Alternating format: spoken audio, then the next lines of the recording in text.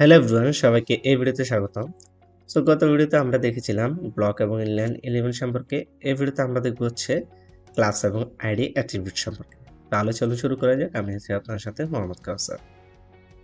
Class এবং ID সম্পর্কে জানার জন্য আমরা চলে আসলাম W3 স্কুলের ডকুমেন্টেশন। সো ক্লাস এবং আইডি জিনিসটা আসলে কি? ক্লাস এবং আইডি মূলত ইউজ করা হয় যখন আমরা ইন্টারনাল এবং এক্সটার্নাল সিএসএস ইউজ করি, তখন বেশিরভাগ ক্ষেত্রে ক্লাস এবং আইডি আমরা ইউজ করে থাকি।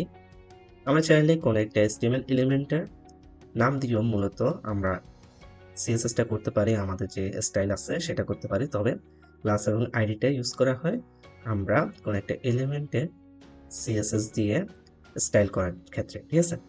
সো এখন ক্লাস এবং আইডি এই দুইটা কেন লাগবে আমাদের?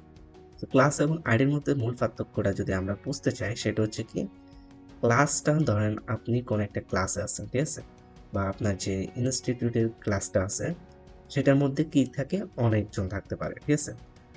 যদি কেউ ডাকে যে ধরেন আপনি ক্লাস 10-এ পড়তেছেন, ঠিক আছে, সো এখন ক্লাস 10-কে যদি ডাকে তাহলে আপনার এখানে অনেকজন স্টুডেন্ট থাকবে। সো সবাই ওই ক্লাস 10 থেকে চলে যাবে।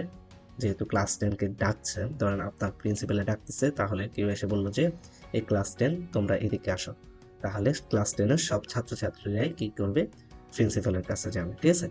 আর আইডির ক্ষেত্রে কি হয়, ধরেন আপনার একটা রোল আছে, সেটাকে আমরা ধরতে পারি একটা আইডি, অথবা কোনো কোনো স্কুলে অলরেডি এমন স্কুল থাকে যাদের একটা নির্দিষ্ট আইডি থাকে স্টুডেন্টদের, ঠিক আছে।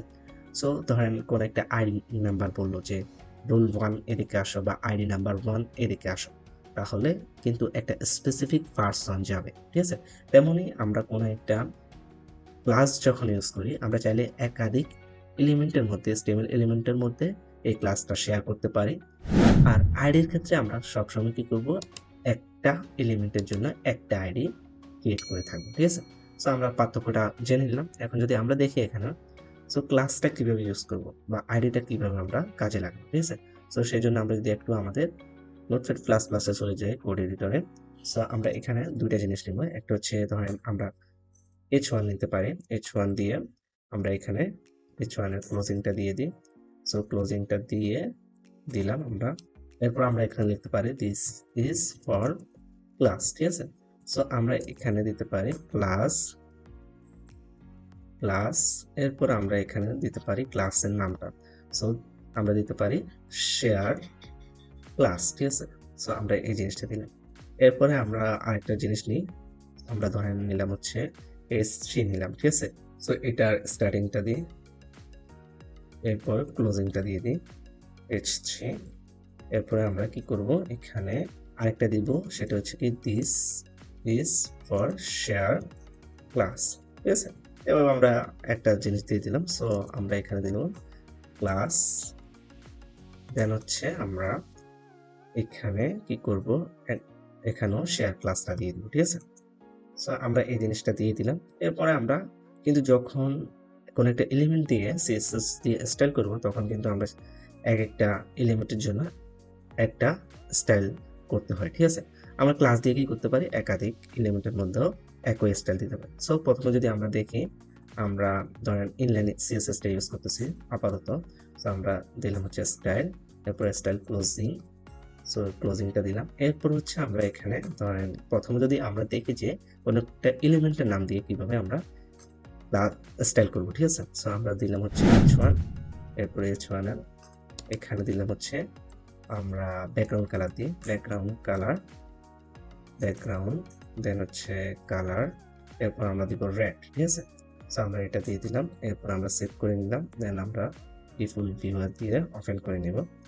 সো আমরা ওপেন করে নিলাম। সো এখানে দেখতে পাচ্ছি কি, আমরা ক্লাসের একটা ব্যাকগ্রাউন্ড কালার চলে আসে, ঠিক আছে, বা আমাদের H1 যে H1টা ছিল সেটার একটা ব্যাকগ্রাউন্ড কালার চলে আসে। এখন আমরা যদি এইটার মধ্যে এই ব্যাকগ্রাউন্ডটা দিতে চাই, তাহলে কি করব, তখন আমরা কিন্তু ক্লাস নেম দিয়ে করতে পারি, ঠিক আছে। সো আমরা এই একই স্টাইলটা আমরা যদি একাধিক এলিমেন্টের মধ্যে শেয়ার করতে চাই, তখন আমরা ক্লাস দিয়ে শেয়ার করতে পারি, অথবা সিম্পল একটার জন্য ক্লাস ইউজ করতে পারি। যদি একটা হয়, বেশিরভাগ ক্ষেত্রে আমরা সবসময় আইডি ইউজ করে ট্রাই করবো, ঠিক আছে। সো ক্লাসের ক্ষেত্রে আমরা ক্লাস নেমটা দিয়ে দিব। ক্লাস নেমটা দেওয়ার আগে কিন্তু আমাদের একটা জিনিস দিতে হবে, সেটা হচ্ছে ডট, ঠিক আছে। ডটটা দেওয়ার ফলে কি হলো, আমাদের ক্লাসটা সিলেক্ট হয়ে গেল।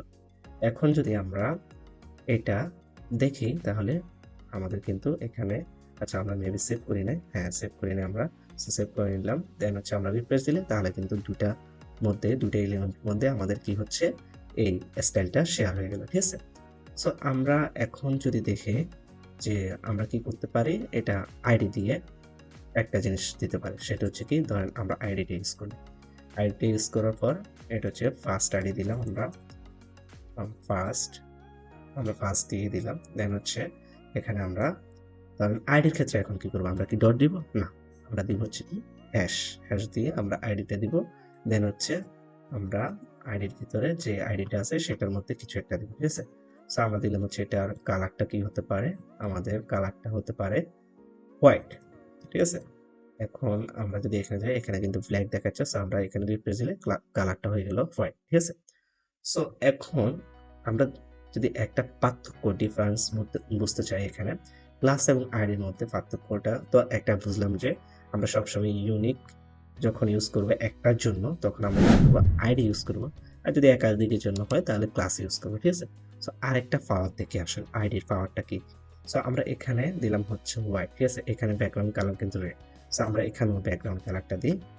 সো আমরা এখানে দিলাম হচ্ছে ব্যাকগ্রাউন্ড কালার, আচ্ছা এখানে না এখানে, সো এখানে দিলাম ব্যাকগ্রাউন্ড কালার। এটা কিন্তু কোথায়, এটা কিন্তু এখানে দেখে এই দেখেন এখানে কিন্তু ব্যাকগ্রাউন্ড কালারটা হচ্ছে আইডির মধ্যে, ঠিক আছে, ব্লুটা।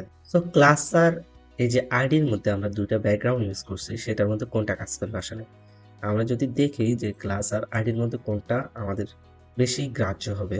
সো সেটা যদি আমরা এখানে দেখতে চাই তাহলে আমরা যদি রিলোড দিই তাহলে এখানে দেখতে পাচ্ছি কি আমাদের যে আইডির মধ্যে ব্যাকগ্রাউন্ড কালারটা আছে সেটা কিন্তু এখানে শো করতেছে।